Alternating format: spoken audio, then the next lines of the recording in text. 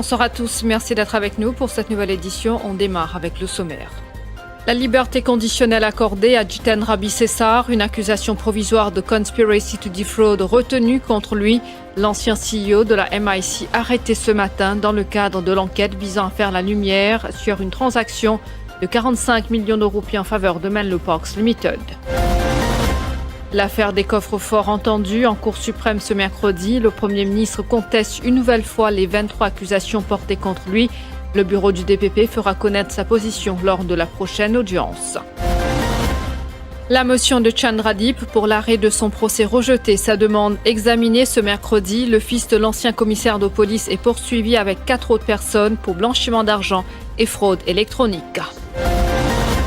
Le secteur maritime face à des conséquences si l'accord AGOA n'est pas reconduit, un sujet qui suscite des préoccupations après le retour de Donald Trump à la présidence des États-Unis. Le junior ministre Fabrice David assure que le ministre des Affaires étrangères s'engagera sans relâche dans les négociations avec les autorités américaines. La liberté conditionnelle accordée à Jiten Rabi Sessar, arrêté ce matin par l'Anti-Money Laundering Unit du CCID, l'ancien CEO de la Mauritius Investment Corporation a dû fournir 2 cautions de 250 000 roupies chacune et signer une reconnaissance de dette de 5 millions de roupies. Son arrestation s'inscrit dans le cadre d'une enquête portant sur une présumée malversation impliquant une transaction de 45 millions de roupies en faveur de Menlo Parks Limited. Jiten Rabi Sessar est la deuxième personne arrêtée dans cette affaire après l'ex-gouverneur de la Banque de Maurice, Arvesh Sigoulam. Plus de détails avec Stéphane Douce. Le magistrat Prashant Bissoun, ségeant en cours de pour lui, a imposé 6 conditions à Jiten Rabi Sessar. Il devra résider à une adresse fixe, se rendre quotidiennement au poste de police et rester joignable au téléphone. De plus, il lui est interdit de communiquer avec les témoins de l'affaire. L'arrestation de Jiten Rabi Sessar intervient dans le cadre d'une enquête sur le présumé malversation liée à une transaction de 45 millions de roupies en faveur de Menlo Park Limited, laquelle aurait causé un préjudice à la Mauritius Investment Corporation. Il a été provisoirement inculpé de conspiracy to defraud. La police lui reproche d'avoir comploté pour reconsidérer une deuxième demande d'investissement de 6,3 millions de dollars américains à Menlo Park Limited, tout en sachant que la première demande de même nature avait été rejetée par la MIC le 12 juillet 2024. Après l'intervention de Jiten Rabi Sessar, la MIC finalement accepté de reconsidérer cette deuxième demande qui a été amendée à un investissement d'1 million de dollars. Cette somme a été approuvée par le conseil d'administration de la MIC le 17 octobre 2024 et l'argent a été crédité à Menlo Park Limited le 29 octobre 2024. Parallèlement, l'affaire des coffres-forts a été appelée ce matin en cour intermédiaire. L'avocat du Premier ministre, Maître Robin Ramben, a une nouvelle fois contesté les 23 accusations portées contre son client. Le bureau du DPP fera connaître sa position à l'appel de l'affaire lors de la prochaine audience. Le Premier ministre, le Dr Navin Ramgoolam, était présent ce matin devant la Financial Crimes Division de la Cour intermédiaire. Le chef du gouvernement fait face à 23 accusations dans cette affaire. Ce matin, devant les magistrats Bibi Razia Janu John Buckus et Abdul Rahim Tajuddin, Maître Robin Ramben, Senior Counsel, a déposé une nouvelle motion contestant les 23 accusations portées contre le Premier ministre. La poursuite, représentée par l'Assistant Director of Public Prosecutions, Maître Nataraj Munisamy, a sollicité un délai pour statuer sur cette motion. Cette affaire sera de nouveau entendue le 3 avril prochain. Dans l'affaire de fraude alléguée de 80 millions de roupies liée à la défunte Brahma Banking Corporation Limited, la motion de Chandra Prakash Singh Deep, fils de l'ancien commissaire de police pour l'arrêt du procès, a été rejetée, ainsi que celle de 4 autres personnes impliquées dans cette affaire. Elles sont Dharmendra Mollu, Sheikh Mohamed Gaddafi Jani, Mohamed Saif Ullah Molabox et Irfan Ousmoudi. Ils sont poursuivis pour blanchiment d'argent et fraude électronique. Les 5 prévenus avaient réclamé l'arrêt des poursuites en invoquant un délai abusif devant l'instruction du dossier. Cependant, la Financial Crimes Division de la Cour intermédiaire a retenu les arguments des enquêteurs qui ont justifié la durée des investigations par la complexité de l'affaire. Le procès se poursuivra le 1er avril 2025. Sur le plan économique, le secteur maritime pourrait subir des conséquences en cas de non-renouvellement de l'AGOA en raison des préoccupations croissantes exprimées par les acteurs du secteur de l'exportation depuis le retour de Donald Trump à la présidence des États-Unis. Affirmation du junior ministre Fabrice David lors d'une conférence organisée dans le cadre de la Maritime Week ce mercredi. Il précise que le ministre des Affaires étrangères, Ritesh Ramphal, s'engagera sans relâche avec les négociations avec les autorités américaines afin de protéger les intérêts stratégiques du secteur maritime. Bon, évidemment, les États-Unis finissent choisir un autre type de changement, c'est-à-dire le retour au pouvoir du président Trump. Nous, ministère des Affaires étrangères, à travers le ministre Ramphal, évidemment, pour une discussion diplomatique et économique avec ce grand pays qui est les États-Unis, nous pouvons trouver une meilleure position, le bon compromis, parce que les États-Unis, c'est quand même un partenaire important pour l'océan Indien et pour nos pays. Donc nous pouvons trouver une bonne formule qui peut satisfaire toutes les parties. Non, pour une définitivement un impact avec ça l'accord-là, si jamais l'accord n'est pas renouvelé. Mais je garde bon l'espoir qu'il nous peut trouver une formule, une conclusion positive à cette négociation-là. Un mémoire portant sur le financement et les conditions de travail des employés des universités publiques, bientôt soumis au ministère de l'Éducation tertiaire. Cette initiative découle d'une rencontre entre le ministre Kaviraj Soukon et les représentants syndicaux des 4 universités publiques hier. Lors de cette réunion, le ministre a affirmé qu'un plan d'action sera élaboré pour répondre aux attentes exprimées. Une réunion en 2 parties. Première partie avec tout pour qu'il y ait un problème en commun qui peut affecter un employé de l'université. Et aussi gagner de l'opinion, le nouveau programme qui nous peut présenter. Alors, deuxième, nous rencontrons les syndicats individuellement pour qu'il y ait un problème spécifique qui se tient. Alors là, à partir de là, je peux soumettre un mémoire avec des détails et nous pouvons un plan d'action ensemble avec le management et les syndicats pour nous capables de regretter un coup de tout le processus qui est là. Tout à fait autre chose maintenant. Les centres de santé publique ont recensé plus de 3200 cas d'infection respiratoire aiguë du 13 au 19 janvier, une baisse par rapport aux 3700 cas de la semaine précédente. Ce chiffre exclut toutefois les données du privé et les cas non déclarés. Les professionnels de santé mettent en garde contre l'automédication et rappellent l'importance des gestes barrières. Entre la grippe et la Covid-19, la vigilance s'impose. Dans l'univers des courses hippiques, la Horse Racing Division a officiellement fermé ses portes. C'est ce qui ressort d'un communiqué de la Gambling Regulatory émis ce mercredi en vertu des sections 15A1 et 15A2 de la GRA Act de 2007. Tous ces pouvoirs ont été transférés à la GRA depuis le 14 janvier dernier. Le communiqué indique que le bureau de la HRD situé à Port-Louis a fermé ses portes. Désormais, les stakeholders devront se rendre à la GRA. Cette décision s'inscrit dans une démarche plus large de réforme initiée par la GRA visant à redorer l'image de l'industrie des courses de chevaux, souvent confrontée à des critiques ces dernières années.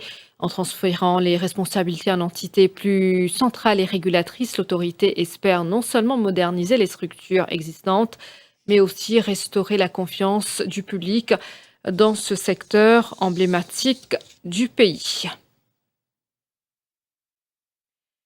À l'international, la Turquie est en deuil suite à l'incendie meurtrier d'un hôtel dans la station de ski de Kartalkaya qui a causé la mort d'au moins 76 personnes.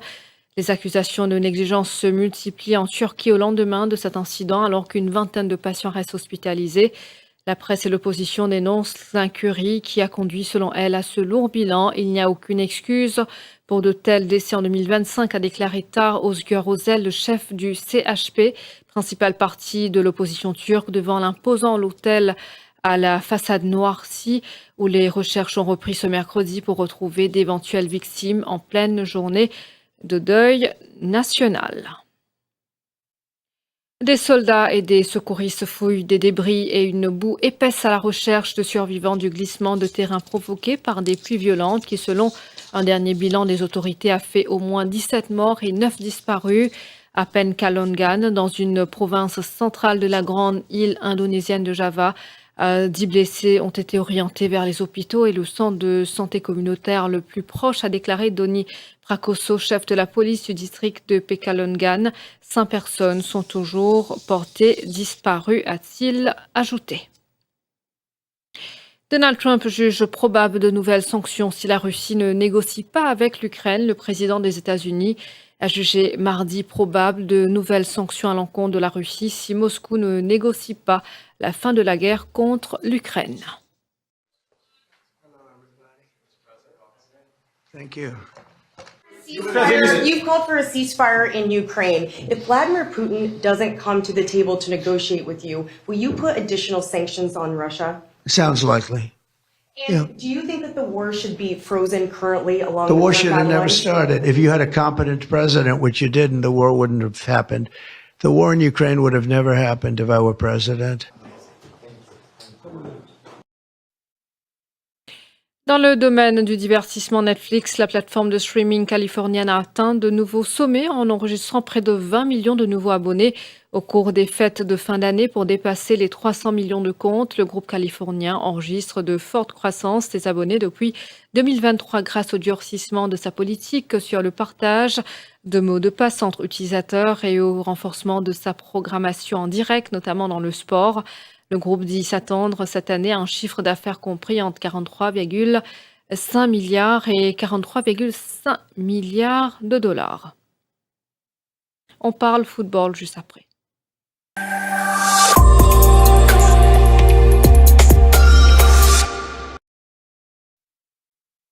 En Ligue des Champions, Liverpool n'en finit plus de gagner. Hier, les Reds ont signé leur 7e victoire de suite en battant Lille à Anfield sur le score de 2-1.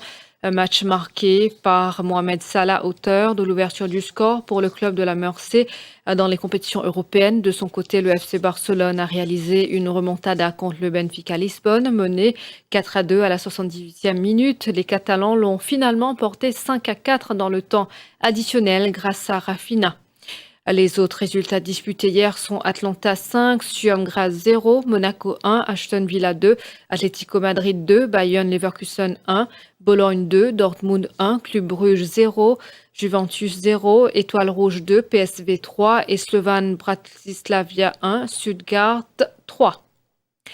Ce soir, place au choc entre le PSG et Manchester City au Parc des Princes. Un duel qui vaut cher entre les clubs ambitieux mais mal classés. La victoire est l'obligation pour les deux équipes pour arracher leur billet pour le prochain tour. Coup d'envoi de la rencontre à minuit. Dans le même temps, Inter Milan ira rendre visite au Sparta Prague. Le Bayern Munich va défier le Feyenoord Rotterdam. L'AC Milan accueille Gérone. Le Real Madrid recevra Salzbourg.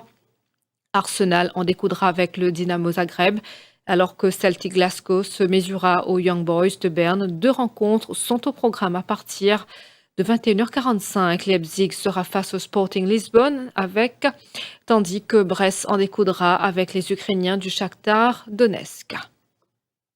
On se retrouve juste après cette pause.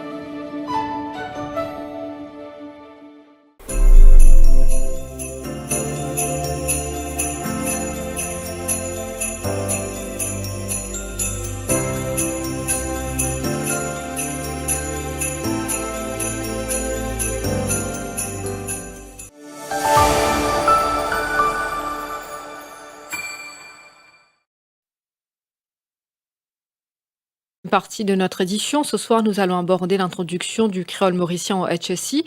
Le créole mauricien, langue parlée par la majorité de la population, fait enfin son entrée officielle au HSI comme sujet subsidiaire. En 2024, 535 candidats ont participé aux examens du créole mauricien dans le cadre du National School Certificate. Sur ce nombre, 503 ont réussi, ce qui représente un taux de réussite de 94%, soit un léger recul par rapport aux 96% obtenus en 2023. Appelez-nous au 211 77 46 ou sur WhatsApp au 5 250 49 84. Et nous avons au téléphone le professeur Arnaud Carporan, doyen de la Faculté des sciences sociales et humaines à l'Université de Maurice. Bonsoir et bienvenue. Bonsoir et merci de l'invitation. C'est une petite rectification, moi n'est plus doyen de la faculté. Par contre, mon cours toujours professeur dans French and Creole Studies. D'accord, ok, c'est noté, parfait. Okay. Donc, Arnaud Carporan, comment on trouve l'initiative d'introduire créole mauricien en HSI et qui fait l'important reconnaître sa langue-là? C'est pas une initiative, là, c'est une réaction, c'est une réponse que le ministère, à travers le ministre lui-même, finit faire quand il met lui-même à l'écoute, bande doléances, bande du monde, qui type dire il n'est pas correct qui, après Forme 5, il y a un vide pour les étudiants qui, pour la grande majorité, ils ont investi depuis grade N, ils monté 6 ans primaire, après ils ont fait 5 ans, et comparé avec les autres 6 que mon étudiant a la possibilité de faire dans Forme 6, un seul coup, il y a un frein, un blocage qui n'est pas capable de justifier parce que tout le technicien de MAI, de MES dans l'université, depuis 2023, je peux dire qu'il tout est prêt. Au contraire, c'est la première fois qu'il pointe 6 sans qu'il ne attende directive, instruction, gouvernement, du monde, volontairement, il commence à préparer le dossier-là. En fait, c'est le dossier qui nous prépare à l'avance, et en termes curriculum, en termes matériels, en termes une bonne affaire réflexion. Et puis, subitement, tu t'en dis qu'il n'est pas encore prêt, pas capable de faire le site, etc. Donc, tu as une bonne réaction dans la presse depuis 2023. Moi-même, on prend la parole à plusieurs reprises dans les médias. Donc, mes résultats des courses, c'est qu'en 2024, pas fini au faire. Et nous expectons qu'en 2025, pour une réponse positive, la première indication qui peut sortir depuis le ministère, c'était qu'ils n'ont toujours pas prêt pour mettre en 2025. Et là, finalement, une bonne réaction à nouveau, dont une réaction de ma part, pour dire, non, si nous sommes prêts depuis 2023, pour mettre 2024, nous ne sommes pas capables en 2025, et c'est que nous n'est plus prêts. Et nous demandons une rencontre avec le ministre pour expliquer nos positions. Et le ministre, il a accepté que nous avons tous les stakeholders, il nous a lundi dernier, et il écoute vraiment toute position, et il est tout à fait d'accord, il est tout à fait convaincu que si c'est là prêt pour entrer, au moins en tant que matière subsidiaire. À un moment donné, moi, je proposais qu'il fallait rentrer déjà comme main avec un bande différent et formules qui t'ont proposé, mais mon visa moi-même, comme on écoute réponse, plusieurs monde qui est concerné là-dedans, et plusieurs complications qui sont capables d'arriver en termes administratifs dans mon collège, moi, d'accord qu'il est plus sage, commence lire en 2025 en tant qu'une matière subsidiaire, les temps qu'il nous préparait pour qu'il y rentre comme un main l'année prochaine, étant entendu qu'il y a une grande différence qu'il y a entre matière subsidiaire et main pour créole mauricien, c'est présence et component literature. C'est-à-dire, à un moment donné, que la littérature apparaît, sa programme qui est déjà présent dans Sub, et c'est sa matière, c'est sa élément littéraire là, qui fait qu'il vient de main. Au littéraire là, il demande une préparation, un paquet d'affaires qui vient régler en termes légaux, avec un notaire, un ayant droit, et une rectification à faire, orthographique, etc. Il demande quand même un dernier fine-tuning qui peut bien faire dans une semaine qui peut venir, de sorte qu'en 2026, nous sommes capables de faire comme un main à un étudiant qui peut opter pour ça en Forme 5. D'accord. Alors, la deuxième question, c'était qui ça représentait. Moi, je dis, c'est pas juste un événement historique pour le langage là, c'est un événement historique pour l'île Maurice lui-même, parce que c'est le langage qui prend naissance dans Maurice. Nous avons une quinzaine de langages qui apparaissent dans le recensement. Dernier recensement, d'ailleurs, il y a une langue étrangère aussi, comme en bengali, comme en afrikaans, etc. Mais tout ça, les autres langages-là, ils sont sortis en dehors. Ils viennent ici, bon, du monde encore pratique dans différentes fonctions, mais c'est le langage qui prend naissance, là, nous, territoire, c'est créole mauricien. Et les pratiques correctes qui nous paient enseigner dans nos bancs de l'école, plusieurs langues qui naissent ailleurs, mais qui n'ont encore une fonction pour plusieurs catégories mauriciennes, mais le langage qui naît Maurice, le langage qui est causé par plus que 95% mauriciens, le langage qui met tout le monde mauricien à pied d'égalité, c'est juste ce langage-là qui n'a pas une place qu'il méritait.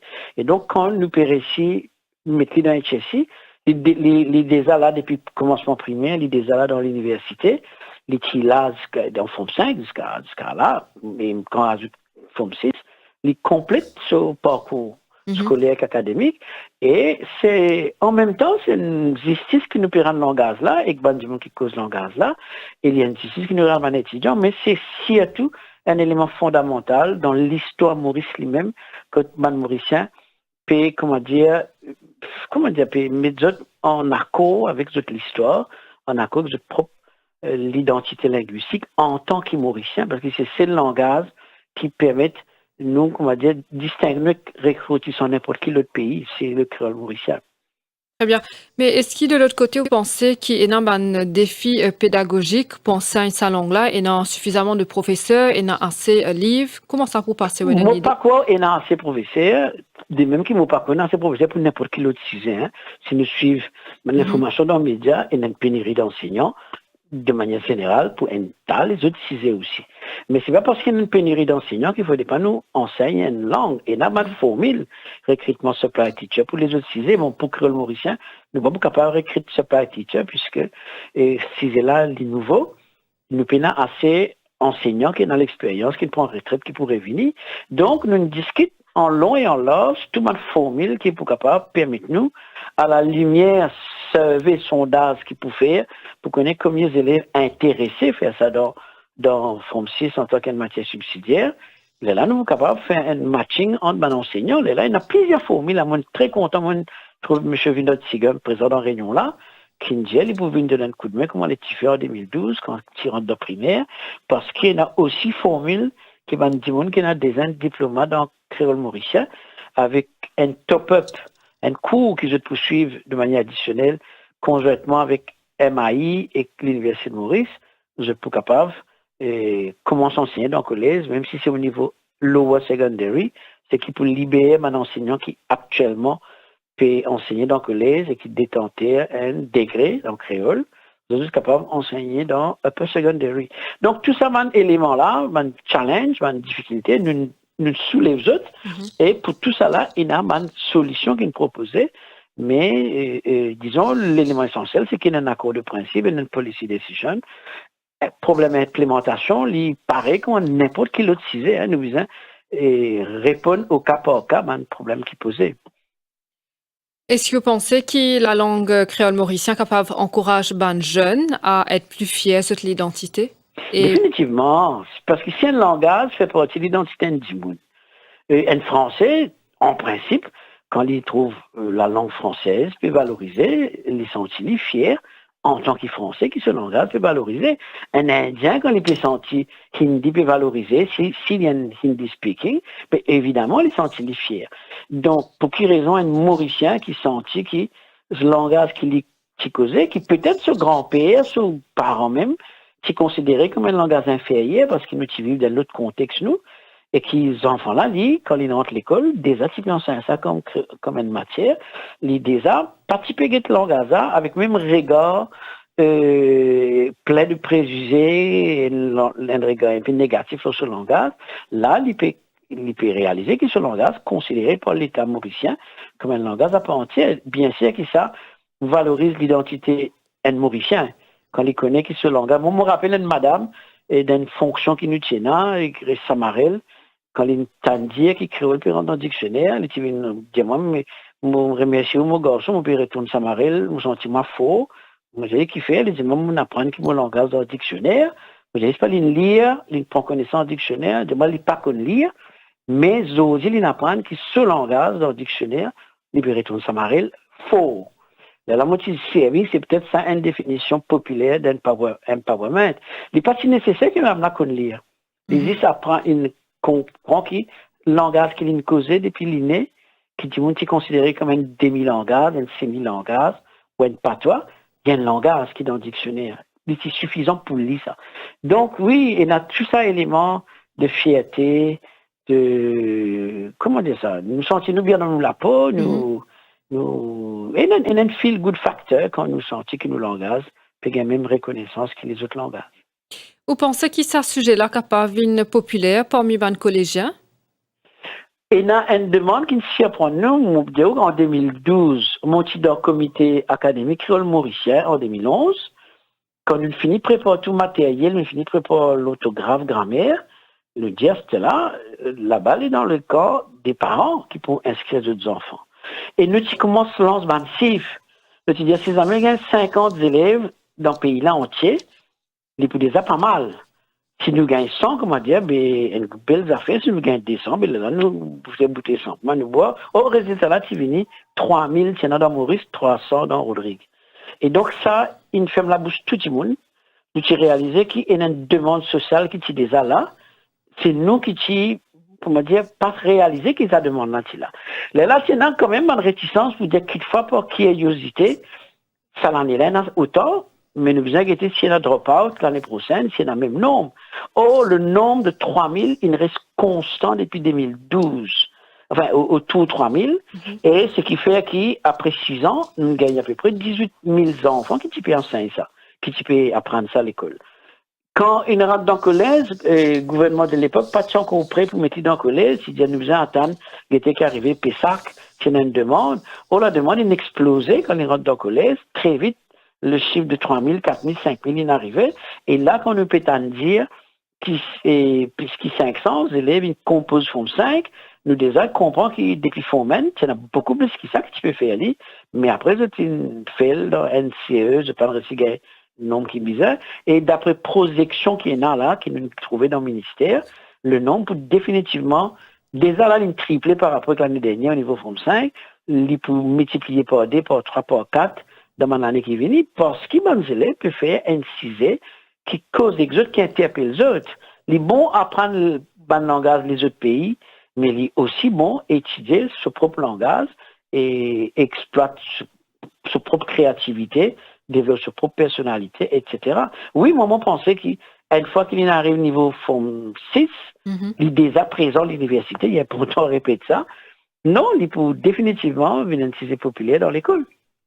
Donc justement, en parlant en parlant de l'université, est-ce qu'il est capable d'ouvrir la porte à un programme universitaire à l'avenir? Non, mais déjà, on fait à l'université.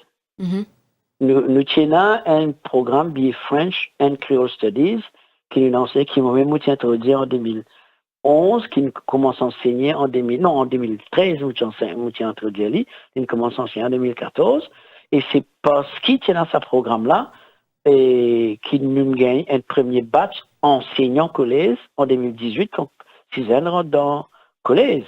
Donc, l'idée a existé. Maintenant, nous faisons out ce programme BA French and Creole Studies là. Nous lui proposons à partir de cette année-là BA Creole Studies tout court. Et alors que BA French and Creole Studies est ouvert uniquement à des élèves qui font français et HSI. BA Creole Studies est ouvert et que n'importe quel élève qui fait n'importe quelle matière linguistique, il est capable d'anglais, hindi ou urdu, s'y intéresser pour suivre BA Creole Studies, il a un droit à faire. Donc, oui, vous avez fait là une ouverte, là. Donc, maintenant, c'est au public de réagir. Est-ce que vous pensez que cette décision-là est capable d'influencer la production littéraire en créole mauricien?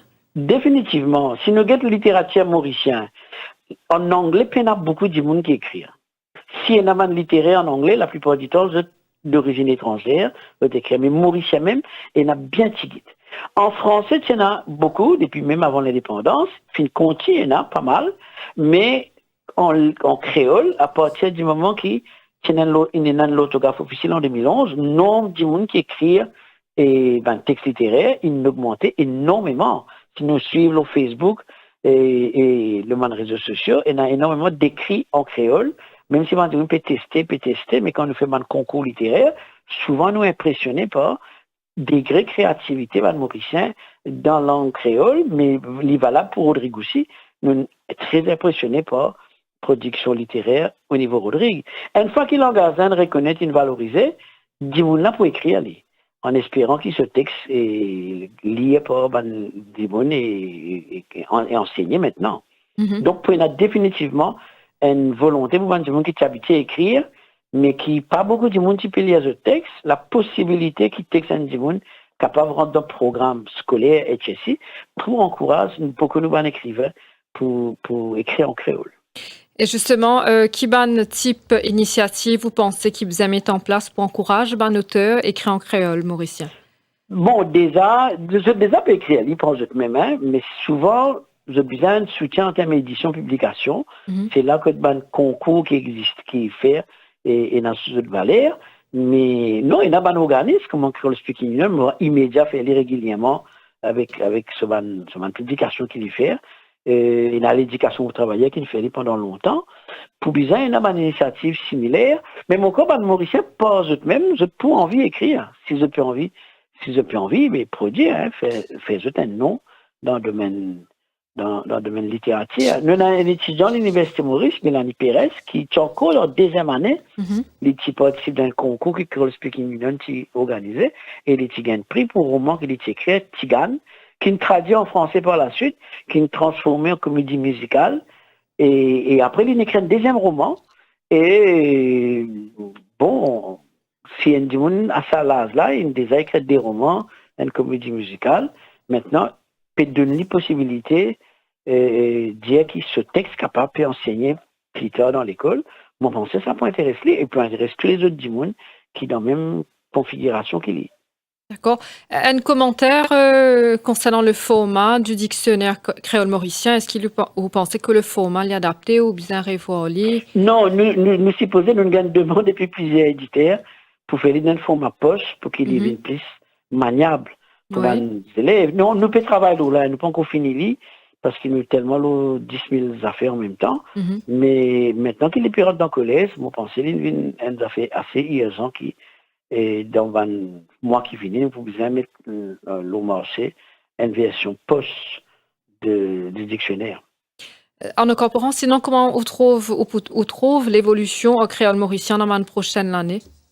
Moi, je peux attendre avec impatience qui nous boucler la boucle en quelque sorte par rapport à l'école.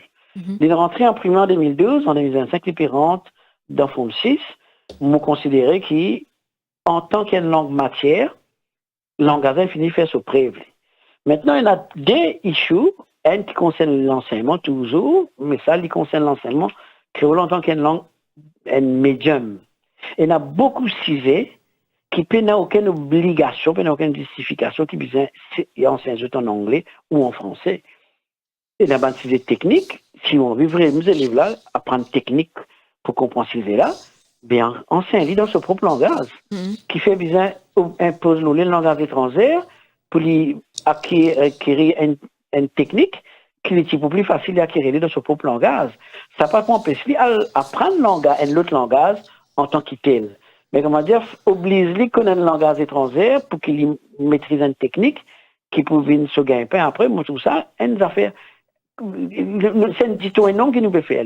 Mais même en dehors, ça va une matière technique là, même une matière, même un langage étranger qu'un élève peut apprendre, non, il n'est pas empêché qu'il promouvoir une forme de biliteracy, c'est-à-dire nous servir en même temps le langage des enfants là, et en même temps nous montrer lui écrire dans un autre langage, comme en anglais par exemple. Il y a un exemple, l'expérience qui l'éducation catholique il fait avec Prévost Beck, code mathématiques par exemple, si puis enseigner, ou les vrais livres là, un côté gauche, il y a toute explication en anglais, mais mêmes affaires produits en créole à côté. Il y a des élèves qui peuvent lire en anglais, qui à un moment donné, ils bloquent, ils comprennent en anglais qu'il fait là, tu peux dire, ils étaient un coup d'œil à droite, ils comprennent en créole, là, ils reviennent dans sa page anglais là, ils facilitent sa compréhension mathématique. Sa compréhension linguistique, ils vous font dans la classe anglais. Mais comment dire, dans mathématiques, nous imposons des affaires différentes, là, des mathématiques là, qui sont compliquées pour lui. À ce moment, un langage qui est compliqué, donc il est doublement plus difficile pour lui pour apprendre mathématiques, qui est en français, puis apprendre mathématiques en français, en anglais, puis apprendre mathématiques en anglais. Donc il y en a beaucoup cisés qui trouvent beaucoup plus facile pour n'importe qui mauricien, mais en particulier, les mauriciens qui causent 10 créoles de la case, si tu peux aider et comprendre ces affaires-là en créole, et en même temps, là, faire sa passage, sa transfert pédagogique là, dans le langage qui, le système là, plus imposé officiellement dans nos cas présents, mauricien anglais. Mais tout ça travail-là, n'a pour faire, mais disons, tu besoin, passe à l'étape, langue matière, pour que le créole, comme un objet, lui fait sa preuve, là, nous avons transformé l'objet là comme un outil pour permettre d'apprendre les autres quelque chose. Donc ça, c'est la deuxième étape qui concerne toujours l'éducation. Il y a toute une terminologie aussi qui nous besoin développer dans le créole pour ciser, qui est terme technique, terminologique pour servir pour chimie, physique, mathématiques, économique, droit, etc. Il y a un gros travail terminologique qui besoin faire, qui déjà commencé d'ailleurs. Et ensuite, il y a tout ça rôle mettre créole dans mon institution parce qu'il y a un citoyen de la République Maurice, besoin qu'on nous devoirs et nos droits en tant que citoyen et nous pas capables là aussi puis imposer qu'on nous droits et nos devoirs dans un langage qui pas notre langage, qui est langage dans l'autre pays, mais qui est langage administratif Maurice. Et non, il n'y a pas en plus. Et faire une traduction, la loi, un texte administratif en créole, et ça peut permettre à Mauricien comprendre les droits et les devoirs beaucoup plus facilement. Encore une fois, ça prend plus de liens en anglais aussi, mais qui vous facilite énormément. Mauricien développe une identité civique, donc en tant qu'un habitant Maurice. Si nous réussissons à mettre ça de côté. Et là aussi, il y a un travail qui nous a commencé et qui nous peut faire. Déjà, par exemple, nous finissons déjà traduire Constitution Maurice, mais nous avons des autres textes, la loi qui nous peut bien traduire, et tout ça là pour faciliter la vie de Mauricien. Arnaud Camporan, si un collégien peut écouter nous ce soir et il est indécis, il n'est pas connaît, s'il a besoin de choisir créole mauricien, en HSI, qui conseille ou capable de donner? Non, allez, on a deux parties réponses. Les élèves qui fait créole depuis 2012, je ne sais pas poser la question là, je design faire et si je reste dans ces là pendant 6 ans primaires, je reste là-dedans pendant 5 ans additionnels et secondaires. Donc pendant 11 ans, je peux faire créole mauricien. Je ne peux pas me poser la question là. Au contraire, si c'est parti de nous autres l'opportunité là que je suis en colère. Maintenant, si les élèves ne pas faire oui, il y a une question à vous poser. Je ne pas faire les primaires, je ne pas faire les scalaires, je ne pas faire les non, il y a un problème pour lui. Mais seulement s'il est intéressé même, bon, ben là, il y a besoin de faire ce qu'il a besoin de faire pour attraper tout retard qu'il y a. Moi, je vais conseiller pour demander du monde. Au fait, moi, mon papa encourage qui que ce soit de faire créole. Je peux juste faire de sorte qu'il y ait une institution contre mon travail, mettre à disposition mes élèves qui déjà une demande, déjà un désir pour faire l'opportunité de faire Moi, je considère ça comme un problème énorme qui est une demande qui est établie depuis 2012, qui tourne autour de 3000 chaque année et qui nous ignore sa demande-là, souvent par pied précisé ou bien parce qu'il pas paresse ou bien parce que par ignorance. Donc, moi, mon rôle, c'est satisfaire la demande du monde qui a une demande pour ça. C'est pas tellement pas convaincre les autres qui peuvent la demande là qu'ils ont besoin de faire moi peux convaincre mon pédier. Oui, bien sûr. Moi pas là pour encourager du monde qui peut envie faire créole, faire créole. Moi là pour écoute ça du monde qui a envie de faire créole là et moi là pour donner des outils, des moyens, des matériels pour qu'il est capable de faire ça c'est mon rôle en tant que linguiste. Arnaud Camporan, un mot de la fin? Non, je remercie vous de l'opportunité que vous m'aurez dit, nous pouvons vivre un moment historique par rapport au créole mauricien en tant qu'une langue matière. Nous commençons une aventure depuis 2004 avec rapport à Philharmonie. L'aventure là, prend une forme bien officielle à partir de 2011, quand on reconnaît un orthographe officiel. Et après 2012, quand les élèves commencent à s'inscrire. Donc, 2025, ils viennent clôturer ces affaires-là, ils viennent couronner à l'aventure-là d'une façon extrêmement satisfaisante. Et donc, moi, je dis merci pour le ministre, il m'était à l'écoute et il répond positivement, nous l'appelle. Merci à tout le monde qui, d'une façon directe ou indirecte, il permet que ça aboutissement-là arrive dans sa façon-là. Professeur Arnaud Corporan, merci beaucoup pour l'intervention ce soir. Merci beaucoup.